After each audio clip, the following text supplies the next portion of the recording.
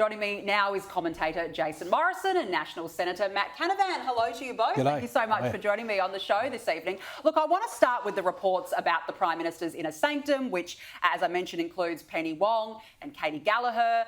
They're reportedly shutting out other ministers. Jason, the question needs to be asked. Who's running Labor right now? Is it Penny Wong? Is it Katie Gallagher? Or is it actually the Prime Minister of Australia? I think Penny Wong's been in command for a long time. Clearly. But look, they're doing everything Australians don't like, and that is seeing politicians talking about themselves.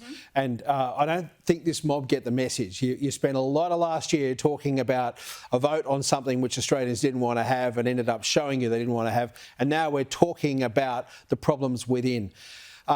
It's obviously real because there are enough people, and I looked at who's written it, and I know both the reporters, they're not makeup artists, no. There's something there, and I think you'll find that this is the warning shot. This is the shape up or get ready for the cages to be rattled, and that cannot be too far away. No, well, you think it wouldn't be too far away. Matt, I mean, we've got several ministers now backgrounding against the Prime Minister, and we've seen this all before, back in the Rudd-Gillard years. It's like deja vu all over again. Well, you're right, Danica. It's not so much the details of these reports. I mean, there's always tensions among cabinets and ministers about decisions and how they're made. The revealing fact here is the leaking of it, the backgrounding of it, as you say. And there's obviously people very upset to do that. And I think they're under pressure. I think this government's under pressure because their voters are under pressure. And this is just a symptom of the fact that under this government, real wages have gone back to 2011 levels. People have gone back in their standard of living for 10 years, that their promises about energy prices have not come true, and that they've completely mismanaged our borders, and we've ended up with a lack of housing for Australians, and those who are renting can't not even be able to afford it. So that's the problem, and because that pressure is now on the government, they're starting to crack. And I think Australians are waking up to a government that doesn't have the solutions for the problems we face right now. Well, you're right. The cracks are certainly there, that's for sure. Now, we heard today that parents will receive superannuation on top of their publicly funded paid parental leave from July next year in a major pre-budget spending commitment by the government. Jason, it's designed to win over female voters. Do you think it'll work? I think, weirdly, I think it's an important thing, this. I guess, I speak from some personal experience. My wife chose to be out of the workforce for 6 years to bring up our kids when they were little. And we now notice the enormous impact on her superannuation. I mean, the reality of our situation is we've got to stay married. No, that's the reality of it. But the funny thing about this is I look at it and I think you're going to sort of say, well, this is a good thing, and there probably will be some women who will think it's fantastic and whatever else. The super funds have to do their bit. They actually have to commit to not eat away the funds. And, these are union super funds in many times. They've got to learn to stop eating the funds like it's going out of style. Yeah. That'd actually be a far better thing, because what I noticed is that when the money going in stops, the funds coming out don't. Yeah. And that's got to be the problem. But I look at this $200 million. All right, what are you going to cut?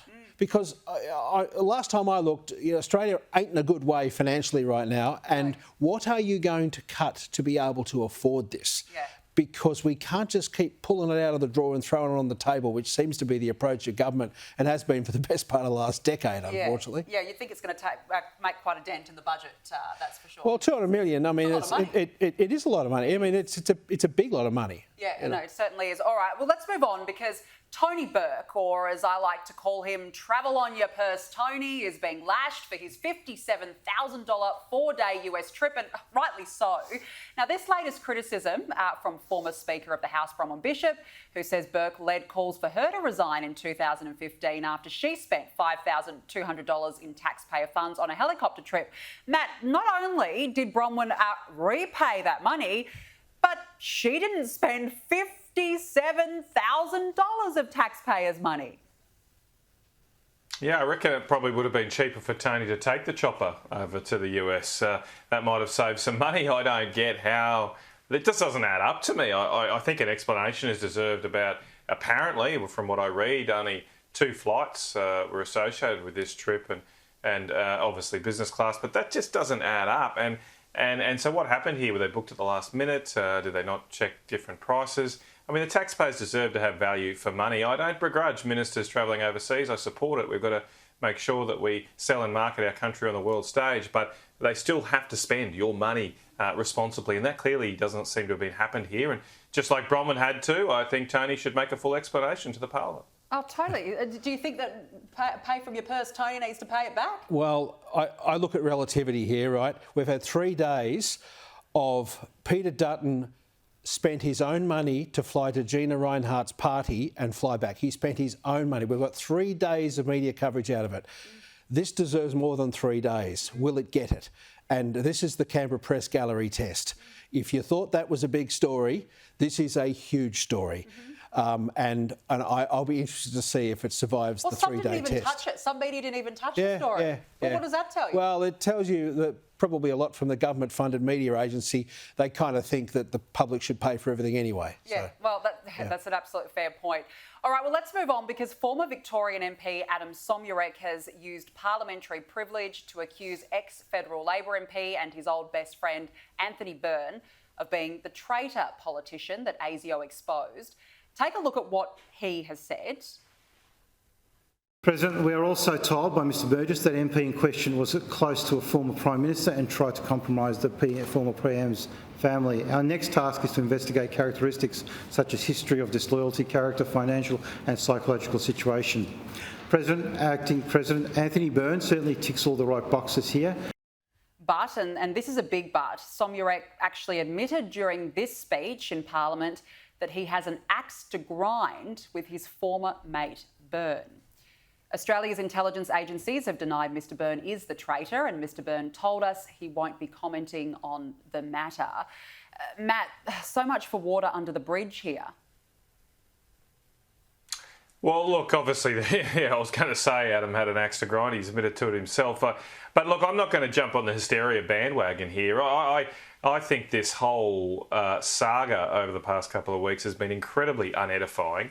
I think it reflects poorly on ASIO to make these types of allegations without providing the details. I mean, this person, whoever they are, might be completely innocent. And we used to have a judicial system where you were innocent before proven guilty, but everyone's reporting this as if this person is a traitor. We don't even know who it is or any of the real details. And I think it's highly responsible for effectively a law enforcement agency and intelligence services to be out there airing things like a tabloid newspaper. They also have an axe to grind. Of course, these intelligence agencies want to drum up hysteria about these things because they want extra powers and extra money, and I just think that's not very responsible. I think they've acted it highly responsibly, and if they were going to go public with this sort of information, they had to, in my view, release the details and stand behind their claims. Well, this is the problem now because we've got names being thrown up left, right and centre. ASIO has said we're not going to publicly release it.